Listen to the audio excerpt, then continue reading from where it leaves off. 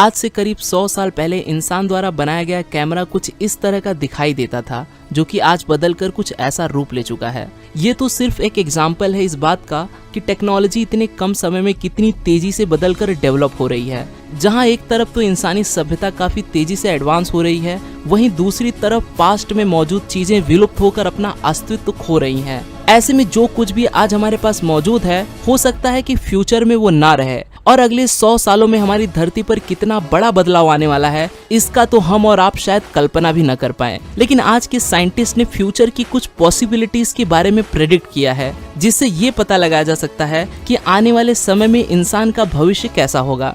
तो आज की यूनिवर्स एडवेंचर के इस एपिसोड में हम बात करेंगे कुछ ऐसी घटनाओं के बारे में जिन्हें आप अगले 100 सालों में होते हुए देखेंगे।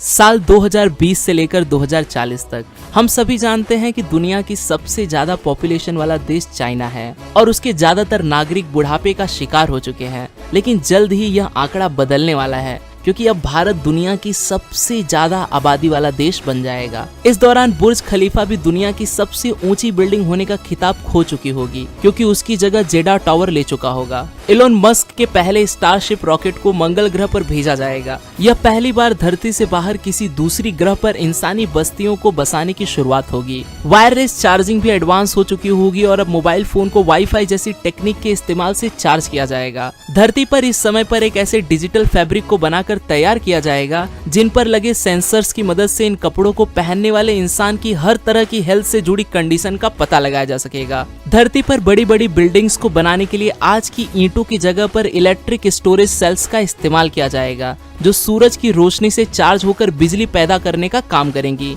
घर घर में रोबोटिक डॉग्स का इस्तेमाल किया जाने लगेगा। इस समय हमारी गाड़ियां आपस में कम्युनिकेट करने लगेंगी, जिससे एक्सीडेंट होने का खतरा न के बराबर हो जाएगा। भविष्य में टाइटेनियम डाइऑक्साइड का इस्तेमाल बिल्डिंग से लेकर कपड़ों तक पर किया जाएगा, जिससे बिल्डिंग्स पर धूप पड़ने से ही वो अपने आप साफ होकर कई सालों तक नई की तरह चमकती रहेंगी। यहाँ तक कि हमें अपने कपड़ों को भी धोने की जरूरत नहीं पड़ेगी। उन्हें भी सिर्फ धूप में रखने भर से ही उन पर मौजूद हर तरह के दाग और धब्बे अपने आप ही गायब हो जाएंगे। सन 2040 से 2060 तक अब तक ग्लोबल वार्मिंग के चलते धरती का तापमान बहुत ज्यादा बढ़ चुका होगा। उत्तरी ध्रुव पर मौजूद बर्फ काफी तेजी से पिघलने लगेगी। धरती पर पॉपुलेशन इतनी तेजी से बढ़ चुकी होगी कि लोगों के रहने के लिए अमेज़न रेन फॉरेस्ट जैसे जंगलों को आधे से ज्यादा नष्ट कर दिया जाएगा। यहाँ तक कि धरती की आधी से ज्यादा जनसंख्या के पास पीने के लिए पानी तक भी मौजूद नहीं होगा। लेकिन अब तक हम इंसानों को मार्स पर भेजने में कामयाबी हासिल कर चुके होंगे। वहाँ पर मशीनों की मदद से पानी और ऑक्सीजन का निर्माण किया जाने लगेगा, जिससे कि आने वाले समय में वहाँ पर धरती जैसे वातावरण का निर्माण होने लगेगा और मार्स की धरती पर भी पेड़ पौधे उगने लगेंगे। वहीं धरती पर ट्रैवलिंग के लिए ऐसे सुपरसोनिक जेट्स का इस्तेमाल किया जाने लगेगा कि उनकी मदद से हम 10 घंटे की दूरी को भी सिर्फ आधे घंटे में ही तय कर लेंगे। इस नई तकनीक से धरती पर हमारी लाइफ और भी ज्यादा फास्ट हो जाएगी और हमारा कीमती समय बचने लगेगा। एलोन मस्क अपने न्यूरालिंक प्रोजेक्ट के जरिए इंसानी दिमाग में ड्रिल की मदद से एक ऐसी चिप को इंसर्ट कर देंगे जो इंसानी दिमाग की कमियों को खत्म कर उन्हें जीनियस बनाने में भी मदद करेगा,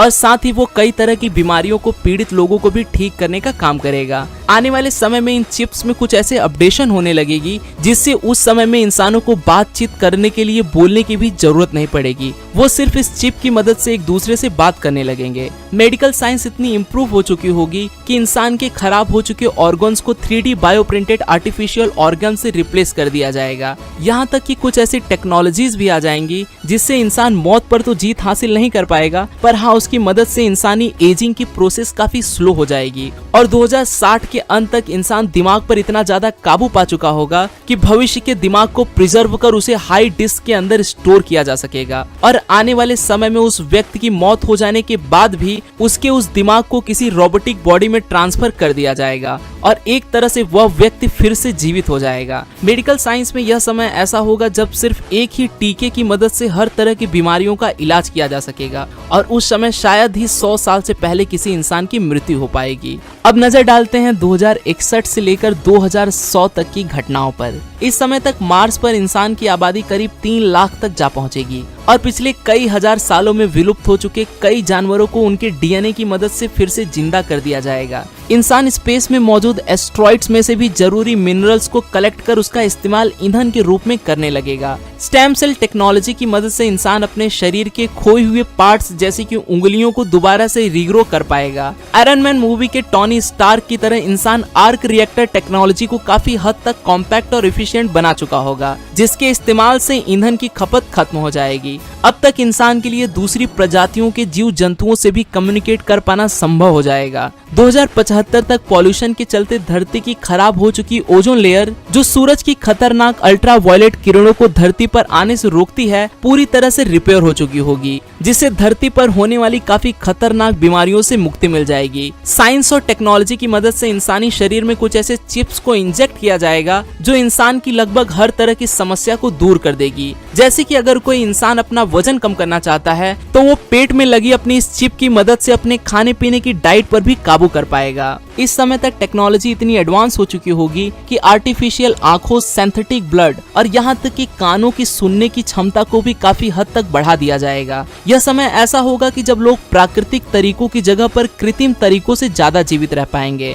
नैनो टेक्नोलॉजी की मदद से आर्टिफिशियल ब्रेन का भी निर्माण किया जाएगा। इंसानी दिमाग को कंप्यूटर से जोड़कर इसकी क्षमता को इतना ज्यादा बढ़ा दिया जाएगा कि वह ऐसी परेशानियों को भी आसानी से हल कर पाएगा जिन्हें एक नॉर्मल दिमाग की मदद से हल कर पाना संभव नहीं था। उस समय एक तरह से हमारा दिमाग ही कंप्यूटर का रूप ले लेगा और इंसान का लाइफ स्पैन बहुत ज्यादा बढ़ जाएगा। करीब 21वीं सदी के अंत तक मौसम में आने वाले बदलावों के कारण अमेज़न रेन फॉरेस्ट का 80% तक हिस्सा पूरी तरह से नष्ट हो चुका होगा। इसका नतीजा यह निकलेगा कि धरती पर हर जगह ही सूखा पड़ने लगेगा। इस समय तक समुद्र के नीचे टनल्स का निर्माण कर वहां पर काफी तेज गति से चलने वाली ट्रेन्स को बनाया जाएगा। मैग्नेटिक टेक्नोलॉजी से चलने वाली इन ट्रेन्स की स्पीड तकरीबन 4000 माइल्स प्रति घंटे तक होगी। इस समय तक आर्टिफिशियल इंटेलिजेंस ट्रांसपोर्ट सिस्टम को ऑपरेट करने लगेगी। यह समय ऐसा होगा जब इंसान मैग्नेटिक पावर की मदद से ट्रैवल कर कुछ ही मिनटों में हजारों मील लंबा सफर भी तय करने लगेगा। बेसिक मॉलिक्यूलर असेंबलर्स की मदद से इंसानी खाने को मशीन के द्वारा बस एक बटन दबाकर ही तैयार किया जाएगा। सन 2100 तक अंटार्कटिका की लगभग सारी बर्फ पिघल चुकी होगी और इस बर्फ के पिघलने के कारण समुद्र के पानी का स्तर तकरीबन 7 फीट तक बढ़ चुका होगा,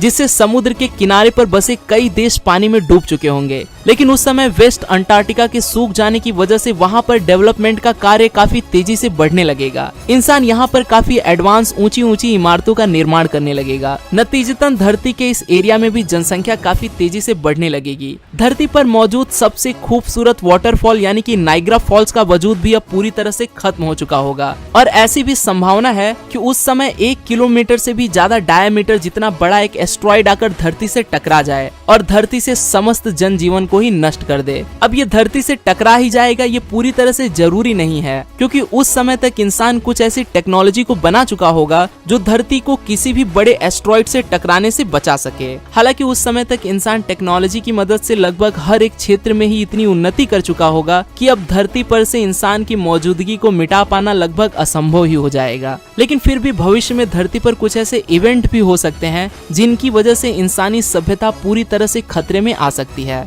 जैसे कि भविष्य में एक सुपर वोल्केनिक इरप्शन यानी कि ज्वालामुखी विस्फोट भी हमारा स्वागत कर रहा है और यह विस्फोट किसी आम ज्वालामुखी की तरह नहीं होगा, बल्कि इसका प्रभाव तो धरती पर किसी बड़े एस्ट्रॉइड के टकराने से भी ज्यादा खतरनाक होगा। यह धरती पर प्रति 100 किलोमीटर क्यूबिक जितना काला धुआं उत्पन्न करेगा, जिसके चलते हमारी धरती के ऊपर एक मोटे बादल की चादर बिछ जाएगी जो धरती के अंदर की गर्मी को ना तो बाहर निकलने देगा और इसकी वजह से धरती से बाहर की गर्मी भी धरती की सतह पर नहीं पहुंच पाएगी, जिसका नतीजा यह निकलेगा कि यहाँ पर इंसानों का बच पाना लगभग नामुमकिन ही हो जाएगा और ऐसे में यहाँ पर एक हिमयुग की शुरुआत होगी। अब ऐसे में इंसान को किसी दूसरे ग्रह पर भी अपने पैर जमाने ही होंगे। यही कारण है कि इंसान मंगल जैसे कई दूसरे ग्रहों पर इंसानी जीवन को पहुंचा पाने में हर एक मुमकिन कोशिश में लगा हुआ है। यकीनन फ्यूचर में इंसान हमारे सोलर सिस्टम के कई प्लैनेट्स पर इंसानी बस्तियों को बसा चुका होगा और उन प्लैनेट्स के इन्वायरमेंटल कंडीशंस के अकॉर्डिंग फ्यूचर में इंसान का बायोलॉजिकल स्ट्रक्चर भी बदल चुका होगा, जिसका नतीजा यह निकलेगा कि हर प्लैनेट के इंसान देखने में एक दूसरे से काफी अलग दिखाई देंगे।